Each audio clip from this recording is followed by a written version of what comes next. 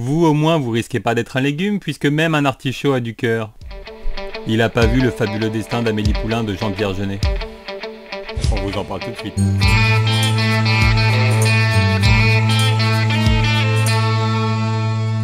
Jean-Pierre Jeunet réalise d'abord des courts-métrages qui sont remarqués dans des festivals, puis il rencontre Marc Caro, avec qui il décide de s'associer. Ils réalisent ensemble plusieurs projets, dont Délicatessen et La Cité des Enfants Perdus. Jean-Pierre Jeunet est appelé pour réaliser Alien 4, une expérience qu'il dit ne pas trop avoir appréciée. Il rentre pour réaliser seul son premier long métrage français, Le fabuleux destin d'Amélie Poulain. Le film sort en 2001 et il est très bien accueilli par la critique. Il devient l'un des plus gros succès français à l'étranger. Qui a connu des photomatons, monsieur Quincampoix? Jean-Pierre Jeunet marche dans la rue et tombe sur une affiche de Vénus Beauté Institut avec Audrey Tautou. Il demande à lui faire passer un casting et tout de suite c'est le coup de foudre.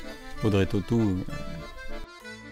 On retrouve une ribambelle de personnages secondaires avec un casting de fous, que des gueules comme les aime Jean-Pierre Jeunet, et aussi une voix, celle de André Dussolier, pour une voix off qui est devenue une des plus cultes de l'histoire du cinéma. Sous une nappe, faisant danser les vers sans que personne ne s'en aperçoive. Comme le titre l'indique, le film raconte l'histoire d'Amélie Poulain, une jeune femme solitaire et introvertie qui décide de faire le bonheur des autres en intervenant dans leur vie. Il se base sur une représentation fantasmée de Paris et particulièrement du quartier de Montmartre, dans un monde qui mélange un espèce de passé qui n'a pas vraiment existé et un présent qui n'existera jamais. C'est un film qui joue aussi beaucoup sur la nostalgie et bien sûr l'importance des contacts humains. C'est la revanche des timides, la revanche des gentils, des marginaux. Les dialogues sont incroyables, justes, avec toujours la recherche du bon mot. Ce qui est génial dans ce film, c'est que la mise en scène est ludique, elle est maligne, des plans très élaborés et très précis, et puis la musique. Obligatoirement, vous avez déjà entendu la musique de Yann Tiersen, que vous ayez vu ou pas le film. C'est absolument un chef-d'œuvre, il n'y a rien à dire, il y a juste à écouter. Rapidement.